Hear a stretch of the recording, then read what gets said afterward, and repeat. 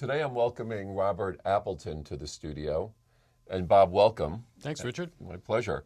I wanted to talk a little bit more about your article in the FCPA blog, Bednets, Burkina Faso, and the Devastating Costs of Corruption.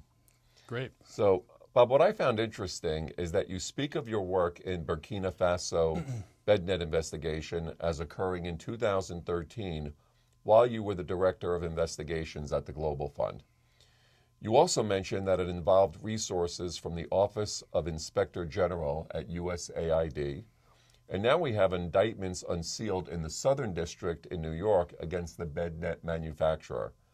Bob, do you consider this investigatorial and prosecutorial cooperation as the new norm, or is it more the exception than the rule? Well, unfortunately, Richard, it's probably more the exception than the rule. USAID has criminal agents that investigate these matters, and the international organizations, the investigations are more administrative in nature, and it's more the exception that cases are referred out for prosecution. It happened that the USAID was partnering with us in this case, and we actually both had launched independent investigations and then ultimately joined forces because the grants were actually funded by both USAID and the Global Fund to Fight AIDS, TB, and Malaria, which is a global organization rather than USAID is a U.S. aid institution.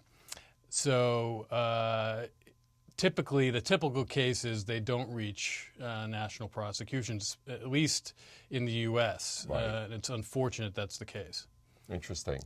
Well, given that the manufacturer was China-based, the corporate entity was based in Thailand, the product was delivered to Burkina Faso, and part of the funding came from the USAID, but most of it from the Global Fund.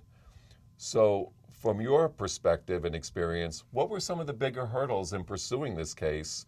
This really seems like, as you described, a multi-jurisdictional caper. Oh, without a doubt. Yeah, anytime you're crossing national boundaries, there's challenges, no question. And certainly with China, there is somewhat of an added hurdle.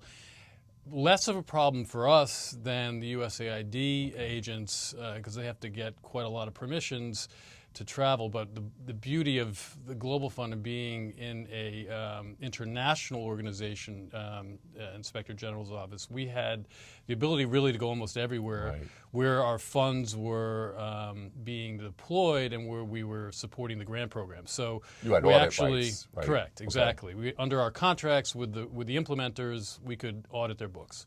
So they almost had to let us in and examine what was happening with the funds. And that is where we launched most of our investigations. And were you able to share that evidence with U.S. prosecutors? Absolutely. Okay. Absolutely. And that's helped them quite a bit with their case and supported the prosecution. Interesting.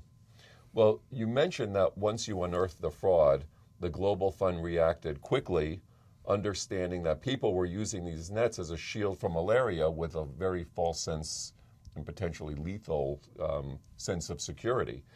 What did the Global Fund do? How did they react? How did they recoup the costs? Well, it's a great question, Richard. I think it's also a great example of the true costs of corruption. That is, it's more than a lot of times just about money and people lining their pockets, but there's a true health risk in many of these cases, and in this one in particular, the nets, which ultimately maybe we should talk a little bit about what happened, which was a company posed as a bidder, but they were really just a front for the Chinese company, which ultimately manufactured the nets. And that company, the Chinese company, actually counterfeited the packaging of a real company, a true bednet manufacturer who actually had also bid on the contract. And they actually were the precipitator of the whole thing because they actually launched a whistleblower complaint.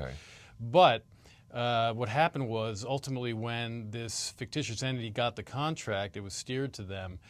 They produced nets, but they weren't quality nets. They didn't have any medicinal content. Therefore, the entire populace of Burkina Faso that was using these nets were exposed to tremendous risk, to a malaria risk and whatnot, and thought that they were protected. Sure. So the risks were incredibly dangerous. But as to your question, We felt typically our investigations and most investigations in any context will be confidential until you complete the work. Here, we felt an obligation to intercept our work and disclose what we were finding to the Secretariat.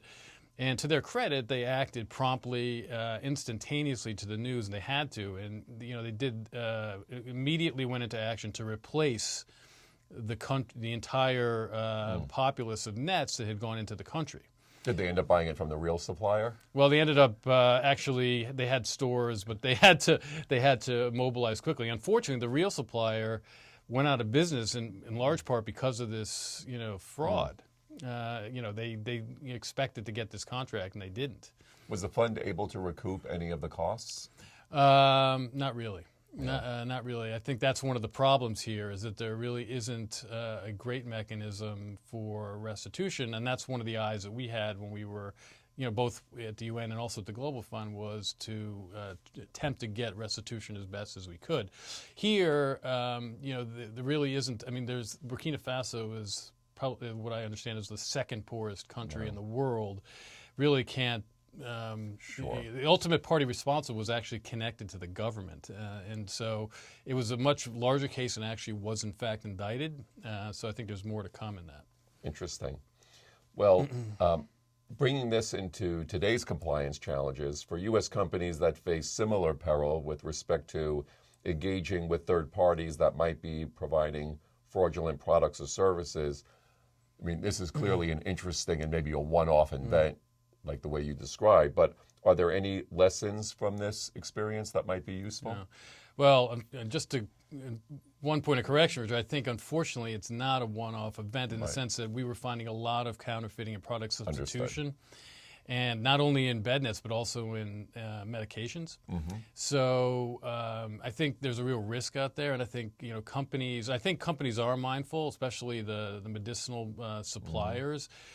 Of the risks out there in this regard, and I think there's much more of a heightened awareness now. But at any time you're dealing with products, and I think now most organizations now immediately test their nets when they procure them, so that they know that they're getting quality. I think this is one of the beneficial changes that has occurred through this case. So there's a heightened awareness from the end user just to be certain that they're receiving the product, especially where there's a health benefit. Correct. Excellent. So what about the Southern District case? Anything we should look out for there? Well, I don't think, as I said, I don't think it's yet over. So there may be more to come in that. But I think it signals a very significant trend, though, in the sense that the case, all the action really occurred overseas, and you've got this national prosecution that's occurring in New York where really nothing transpired in the United States. So in that regard, I think it's really a significant case, and we need to kind of watch out for more of this in the future. Well, we'll keep an eye on the enforcement feed for that one. Absolutely. Well, thank you for your time today. Thank you, Richard. Appreciate it. Sure.